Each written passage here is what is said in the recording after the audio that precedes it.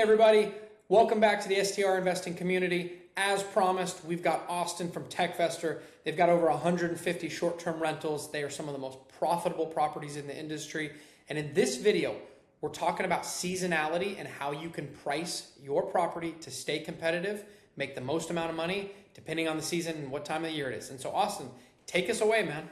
Yeah, I'll share my screen. So I'm going to start us off in AirDNA. This is really where I would say the base of like your foundation of how you want to set up your home for success right from the start is going to be software like AirDNA, or we live and breathe AirDNA. I think it's very easy to use, very easy to understand, especially first time getting in there. If you're just trying to understand your market and where your home fits, this is a great kind of intro in there. So I'm going to start with this market, West Palm Beach. This is a market that we are in. We have a few homes here, so I'm going to go through this just as if we don't have any homes here yet. We just got our first one. I'm about to list it on Airbnb, and I want to understand just where do I start? Am I entering high season? Am I entering low season? Booking lead time, things like that. So as you go in here, I'm already in West Palm Beach. The first thing I want to do is I'm going to filter by bedroom and actually just bedroom is how I filter it. Bathrooms don't matter too much with seasonality.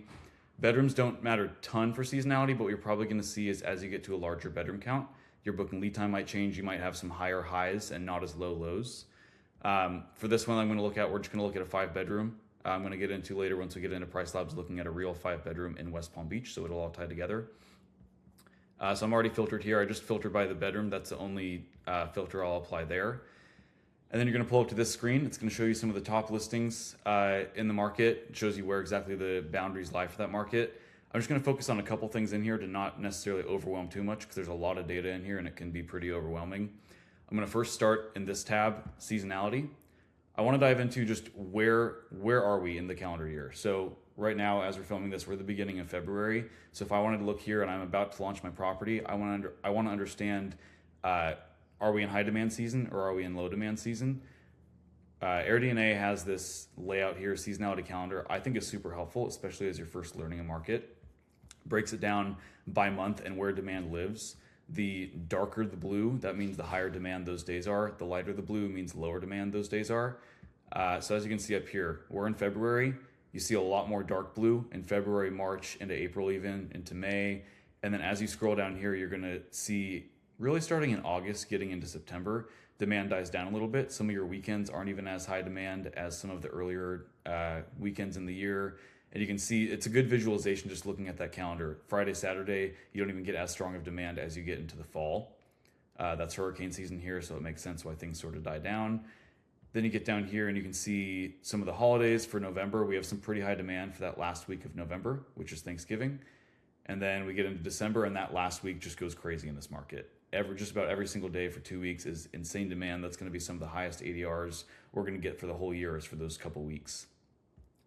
So I like to start here, just looking at the calendar view to understand where can you really juice your prices. So if I'm looking here and we're in February, I want to make sure my prices are very strong every weekend, really going through August, right? Every weekend here is showing that our weekends in every month through there should be peak.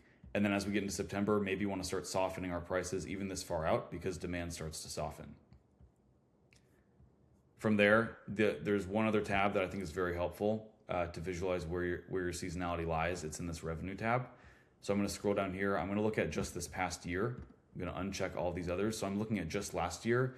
It's another way to visualize. It's pretty similar to the data that was just in the seasonality tab. It's just a different way to digest that data. So I'm looking at a calendar. I'm looking at revenue by month. In this phase, I'm looking less at what this dollar amount is. I'm not looking at this and saying, okay, I should expect to make $13.4 thousand in March. But what I am looking at here is that March is my peak season. I should expect to make most of my money for the entire year in March, and then it'll start to slow down a little bit through the summer. And then this lines up with what we saw in those other graphs. Once we hit the fall through hurricane season, demand dies way down. So that kind of reinforces that in that season, we might want to soften our prices a little bit, even this far out, just to try to get something booked there because demand is so low. So what I'm taking away from looking at all of this is that I want to make sure my prices are set pretty high for February through April. That looks like the peak.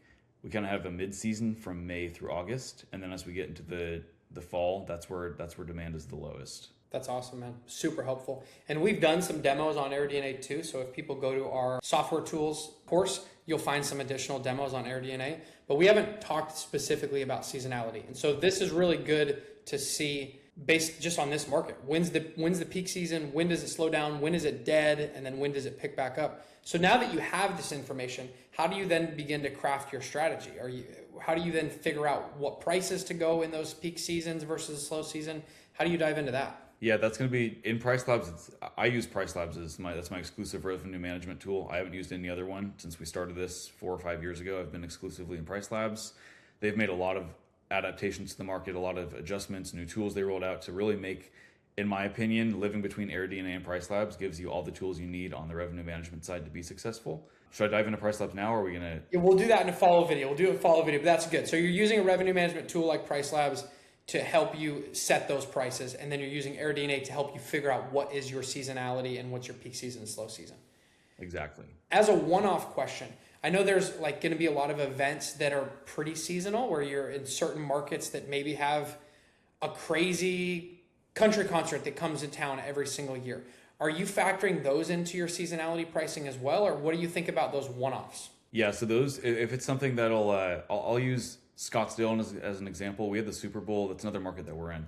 We had a Super Bowl there, and I think it was 2023, I want to say. Super Bowl is there in February, same weekend as Waste Management Open, which is, that is like the biggest weekend in Scottsdale. It's the first weekend of February, big golf tournament. That overlapped with the Super Bowl. So our seasonality for that year specifically, February was actually our peak month, solely because of that one event. That weekend went absolutely crazy. I mean, our rates were going like 2-3x what they were every other year that same weekend because the Super Bowl overlapped with Waste Management. So that'll definitely change just a little bit. I use this more as a guide of just, starting point when generally for that month, do I want my prices to be kind of, middle of the road, lowest I'm ever going to see them or highest I'm ever going to see them.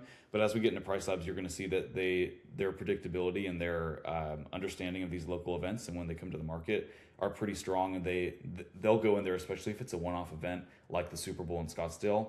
It knows that this is a prime weekend, more prime than it's ever been, so it's going to automatically juice your prices higher than they ever have been for that weekend.